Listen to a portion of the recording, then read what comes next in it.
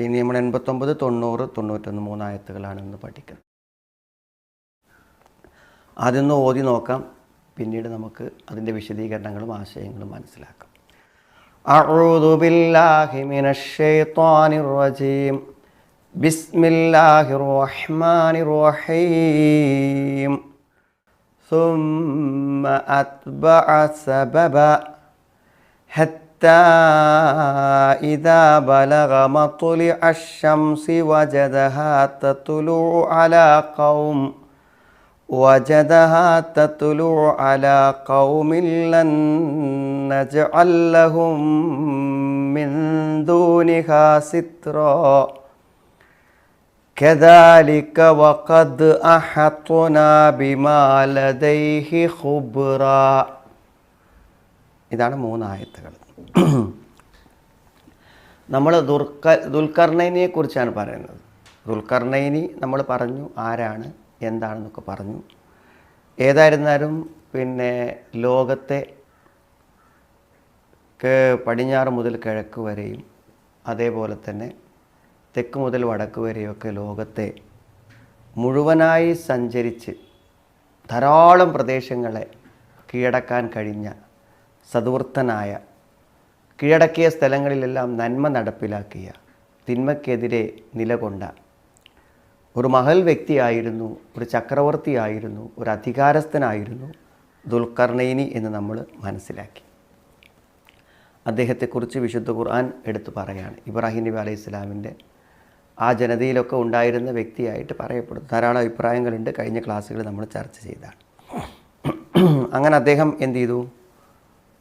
പടിഞ്ഞാറ് സൂര്യൻ്റെ അസ്തമയ സ്ഥലം നമ്മൾ പറഞ്ഞു, അതൊരു കറുത്ത ചെളി നിറഞ്ഞ പ്രദേശത്ത് സൂര്യൻ അവസാനിക്കുന്നതായി, അസ്തമിക്കുന്നതായി കണ്ടു എന്ന് പറഞ്ഞാൽ ഒരു തടാകത്തിൻ്റെ അടുത്ത് നിൽക്കുമ്പോൾ അതിൽ സൂര്യൻ മറയുന്നതായിട്ടാണ് നമുക്ക് തോന്നുന്നത്. ആ നിലക്ക് ഒരറ്റത്ത് അദ്ദേഹം എത്തി. തിരിച്ച് അദ്ദേഹം വീണ്ടും അവിടെ നിന്ന് എന്ത് ചെയ്യാണ്? കിഴക്കോട്ട് സൂര്യൻ്റെ ഉദയസ്ഥാനത്തേക്ക് സഞ്ചരിക്കണം. അതാണ് ഇതിൽ പറയാൻ പോകുന്ന സംഭവം. സുമ്മ അത്ബഅ സബബ, സബബ് മാർഗം, കാരണം. പിന്നീട് അദ്ദേഹം വേറെ ഒരു മാർഗം തുടർന്നു എന്ന് പറഞ്ഞാൽ അവിടുന്ന് വിജയിച്ചടക്കിയതിന് ശേഷം പിന്നീട് അദ്ദേഹം യാത്ര മറ്റൊരു ഭാഗത്തേക്ക് തിരിച്ചു. അങ്ങനെ അദ്ദേഹം പോവുകയാണ്. അപ്പോൾ ഇവിടെ നമ്മൾ സബബ് എന്നുള്ളിടത്ത് നമ്മൾ പറഞ്ഞു വെച്ച കാര്യം വരെ, അതായത് എല്ലാറ്റിനും അള്ളാഹു ഒരു തൗഫീഖ് നൽകുമ്പോഴാണ് അത് അനുഗ്രഹപൂർണ്ണമായി തീരുന്നത്. മനസ്സിലായില്ലേ? എല്ലാ മനുഷ്യർക്കും വ്യത്യസ്തമായ കഴിവുണ്ട്, അറിവുണ്ട്, സമ്പത്തുണ്ട്, സൗകര്യങ്ങളുണ്ട്. പക്ഷെ അതിലൊക്കെ ഒരു ബർക്കത്ത് കിട്ടുക. 6 മക്കളിൽ 6ഉം 6 വഴിക്ക് അവർക്കും സമൂഹത്തിനും കുടുംബത്തിനും ഉപകാരമില്ലാതെ കുടുംബത്തെ അപമാനിച്ച് പോകുന്ന അവസ്ഥ ഉണ്ടാവും. അത് മക്കളാണ്. എന്നാൽ ഉള്ള മക്കൾ മുഴുവനും ഏറ്റവും നല്ല ദീനീയായ, ഭൗതികമായ ഏറ്റവും നല്ല നിലവാരത്തിലും കുടുംബ ബന്ധങ്ങൾ ചേർത്ത് മാന്യമായ കുടുംബത്തിന് സൽക്കീർത്തി ഉണ്ടാക്കുന്ന നിലക്കും പോയി അവിടെ ആ മക്കളെ ഒരു ബർക്കത്തുള്ളതാക്കി തീർക്കുക എന്നുള്ളത് അള്ളാഹുവിൻ്റെ ഒരു തൗഫീഖാണ്.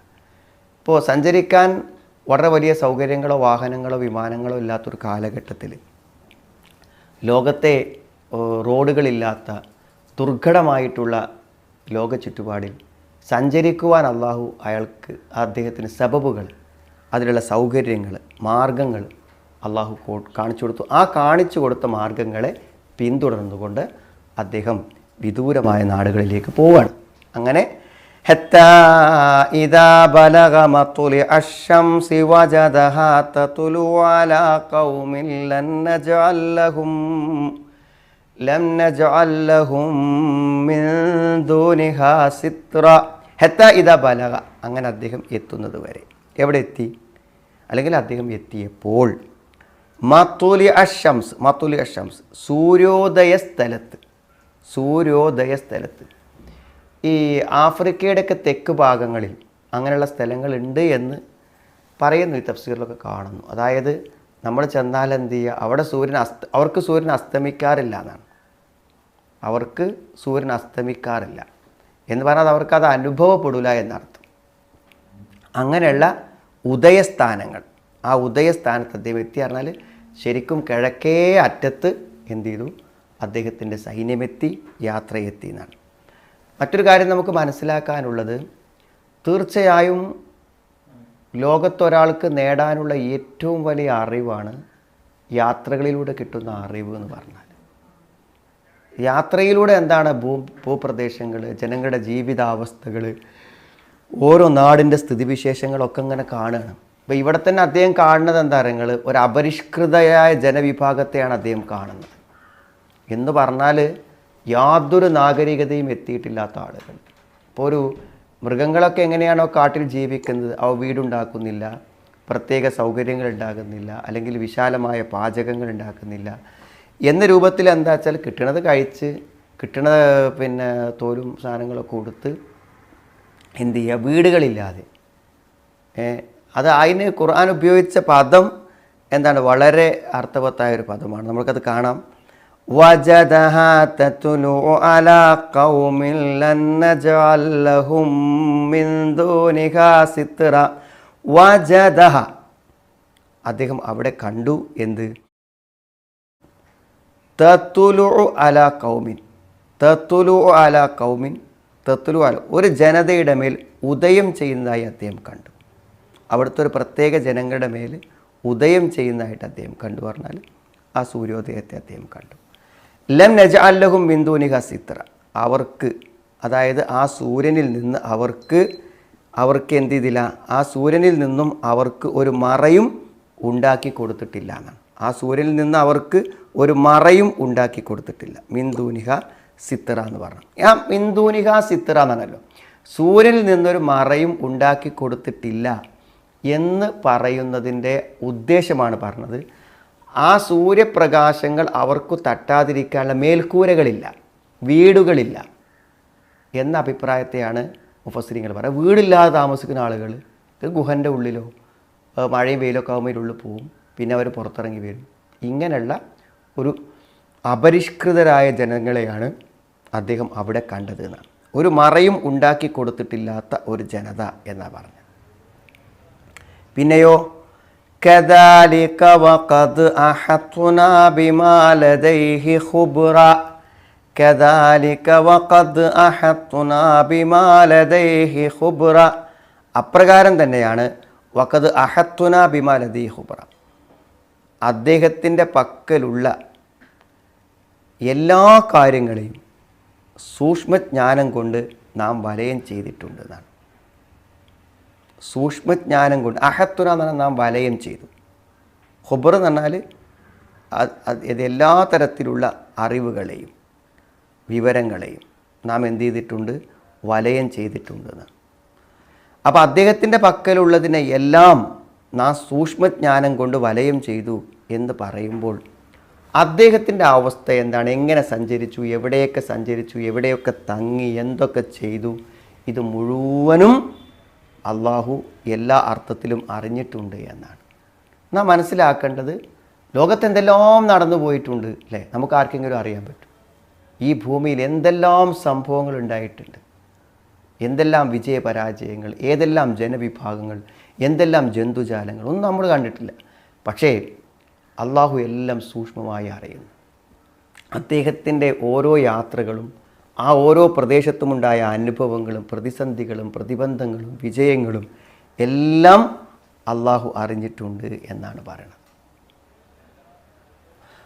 കദാലിക വഖദ് അഹത്നാ ബിമാ ലദൈഹി ഖുബ്റ, കദാലിക അപ്രകാരം. അപ്രകാരം എന്ന് പറയുമ്പോൾ കഴിഞ്ഞ യാത്രകളിൽ എന്താണോ അദ്ദേഹം ചെയ്തത്, സത്യത്തെ സഹായിക്കാനും അസത്യത്തെ വിഭാടനം ചെയ്യുവാനും അവിടുത്തെ ജനങ്ങളിലെ അക്രമികളെ അവിടെ അക്രമങ്ങൾ അവസാനിപ്പിക്കുവാനും അവിടെ നീതിയും സമാധാനവും പുലർത്തുവാനുമൊക്കെ അദ്ദേഹം കഴിഞ്ഞ യാത്രകളിൽ പരിശ്രമിച്ചത് പ്രകാരം തന്നെയാണ്.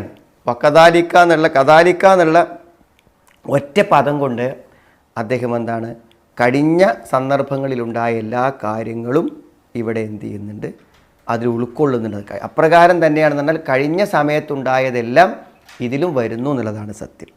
വഖദ് അഹത്നാ ബിമാ ലദൈഹി ഖുബ്റ, നമ്മുടെ സൂക്ഷ്മജ്ഞാനം കൊണ്ട് നാം വലയം ചെയ്തിട്ടുണ്ട് അദ്ദേഹത്തിൻ്റെ പക്കലുള്ളതിനെ എന്നാണ് പറയുന്നത്. ശരി, പിന്നെ നമ്മൾ ഇതിൻ്റെ കാര്യങ്ങൾ നമ്മൾ മനസ്സിലാക്കുമ്പോൾ ഇത് നമുക്ക് കിട്ടുന്ന പ്രയോജനങ്ങൾ നമുക്ക് പറയാം. ഒന്നാമത് ഈ കിഴക്കോട്ടാണ് അദ്ദേഹം പോയത് ഈ പോക്കിൽ. പക്ഷെ അത് എത്രത്തോളം എത്തി, എവിടെയെല്ലാം എത്തി എന്നതിനെക്കുറിച്ച് വളരെ കൃത്യമായ വിവരങ്ങളൊന്നും ഇതിൽ പറഞ്ഞിട്ടില്ല എന്നാണ്. പിന്നെ അദ്ദേഹം തൻ്റെ യാത്രയിൽ തികച്ചും വ്യത്യസ്തമായിട്ടുള്ള അത്ഭുതകരമായിട്ടുള്ള ഒട്ടനവധി കാഴ്ചകൾ കണ്ടു എന്നതാണ്. അവിടെ സൂര്യൻ മറയിട്ടിട്ടില്ലാത്ത, സൂര്യൻ മറക്കാൻ യാതൊന്നുമില്ലാത്ത അത്രയും ലളിതമായ ജീവിതം നയിക്കുന്ന ഒരു ജനതയെ അദ്ദേഹം അവിടെ കണ്ടു എന്നാണ് അതിൽ പറയുന്ന മറ്റൊരു കാര്യം. മൂന്നാമത്തത്, പിന്നെ അദ്ദേഹം അവിടെ നിന്ന് മനുഷ്യരിൽപ്പെട്ട വ്യത്യസ്ത ആളുകൾ എങ്ങനെയെല്ലാം ജീവിക്കുന്നു, അവരെങ്ങനെയൊക്കെ കാര്യങ്ങൾ മുന്നോട്ട് പോകുന്നു, അവരെങ്ങനെ അവിടെ ജീവൻ നിലനിർത്തുന്നു എന്നതിനെക്കുറിച്ചൊക്കെയുള്ള കൃത്യമായ വിവരങ്ങൾ അദ്ദേഹം ഈ യാത്രയിലൂടെ അനുഭവങ്ങളായിട്ട് അദ്ദേഹം കണ്ടു എന്നാണ്. പിന്നെ പടിഞ്ഞാറൻ ജനതയിൽ നിന്ന് അദ്ദേഹം എന്തനുഭവിച്ചോ അതൊക്കെ തന്നെയാണ് അദ്ദേഹം ഇവിടെയും കൊണ്ടുവന്നത് എന്ന് നമുക്ക് മനസ്സിലാക്കാം. ഈ യാത്രകളിലെല്ലാം അദ്ദേഹത്തിന് കഴിയുന്ന നന്മകളെ നടപ്പിലാക്കാൻ വേണ്ടി അദ്ദേഹം ശ്രമിച്ചിട്ടുണ്ട് എന്നും നമുക്ക് എന്ത് ചെയ്യാൻ പറ്റും, ഈ ആശയങ്ങളെന്ന് നമുക്ക് വിശാലമായി മനസ്സിലാക്കാൻ കഴിയുമെന്നുള്ളതാണ്. ഇവിടെ നാം കഴിഞ്ഞ ക്ലാസ്സിലൊക്കെ നമ്മൾ സൂചിപ്പിച്ചതുപോലെ തന്നെ നമ്മളിവിടെ മനസ്സിലാക്കുന്ന ഒരു പ്രധാനപ്പെട്ട കാര്യം എന്ന് പറഞ്ഞാൽ, ഇദ്ദേഹത്തെക്കുറിച്ച് എന്തുകൊണ്ടാണ് അള്ളാഹു വിശുദ്ധ ഖുർആനിൽ ഇങ്ങനെ എടുത്തു പറഞ്ഞത് എന്നത് നമുക്ക് മനസ്സിലാക്കാനുള്ള രേഖ എന്ന് പറഞ്ഞാൽ അദ്ദേഹത്തെക്കുറിച്ചും അദ്ദേഹം ചെയ്ത കാര്യങ്ങളെക്കുറിച്ചും പറയുമ്പോഴുള്ള ആ രേഖ മാത്രമാണ്.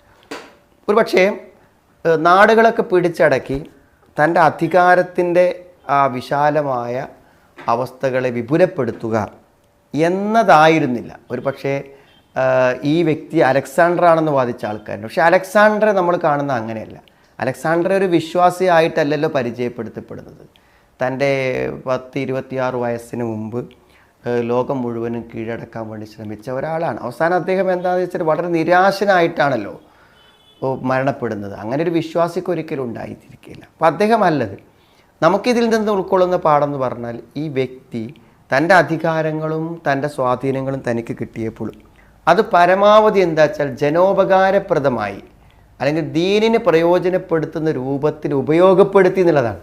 ഇനിയിപ്പോൾ അദ്ദേഹത്തോട് യജൂജ് മൗജൂജിനെ പ്രതിരോധിക്കാൻ വേണ്ടി, അടുത്ത ക്ലാസ്സിൽ അതാണ്, പ്രതിരോധിക്കാൻ വേണ്ടി ഒരു വലിയ അണ കെട്ടാൻ വേണ്ടി പറയുന്നുണ്ട്. അത് അദ്ദേഹം കെട്ടിക്കൊടുക്കുകയാണ്. അവരുടെ ഭയത്തിന് ഒരു ശാശ്വതമായ പരിഹാരമെന്ന നിലക്ക് വളരെ ശക്തമായ ഇരുമ്പിൻ്റെ ഒരു അണ കെട്ടിക്കൊടുക്കുന്നത് നമ്മൾ കാണുന്നത്. അപ്പോൾ ഓരോ പ്രദേശത്തെത്തുമ്പോഴും അവിടുത്തെ ആളുകളുടെ ആവശ്യങ്ങളെ, താല്പര്യങ്ങളെ പരിഗണിച്ചുകൊണ്ട് അതിന് പരിഹാരമുണ്ടാക്കിക്കൊണ്ട് മുന്നോട്ട് പോകുന്ന ഒരു നല്ലവനായ രാജാവായിട്ടാണ് അദ്ദേഹത്തെ അള്ളാഹു നമുക്ക് പരിചയപ്പെടുത്തരുന്നത്. നമുക്കൊന്നൊരു ചോദ്യം നോക്കാം. അഊദു ബില്ലാഹി മിനശ് ശൈത്വാനിർ റജീം. ബിസ്മില്ലാഹിർ റഹ്മാനിർ റഹീം. ثم أتبع سببا حتى إذا بلغ مطلع الشمس وجدها تطلع على قوم لن نجعل لهم من دونها سترا كذلك وقد أحطنا بما لديه خبرا. ഇതാണ് ഈ 3 ആയത്തുകളിലുള്ളത്. ഇൻഷാ അല്ലാഹ് അടുത്തത് നമുക്ക് കുറച്ചുകൂടി ദീർഘമായിട്ട് നമുക്ക് എടുക്കാം. അദ്ദേഹത്തിൻ്റെ ചില പ്രവർത്തനങ്ങളെക്കുറിച്ച് കൂടെ അതിൽ വിശദമായിട്ട് പറയുന്നുണ്ട്. നമ്മൾ സൂറത്തുൽ കഹ്ഫ് അതിൻ്റെ അവസാന ഭാഗത്ത് എത്തി നിൽക്കുകയാണ്. ഏകദേശം നമ്മൾ 91 ആയത്തുകളായി. ഇനി ഏകദേശം ഒരു 10-20 ആയത്തുകൾ മാത്രമേ നമുക്ക് മനസ്സിലാക്കാനുള്ളൂ. അള്ളാഹു ഖുർആൻ പഠിക്കുകയും ആ നന്മ തുടരുകയും നിരന്തരമായി മനസ്സിലാക്കാൻ ശ്രമിക്കുകയും ചെയ്യുന്നവരിൽ അള്ളാഹു നമ്മെ എല്ലാവരെയും ഉൾപ്പെടുത്തുമാറാവണം.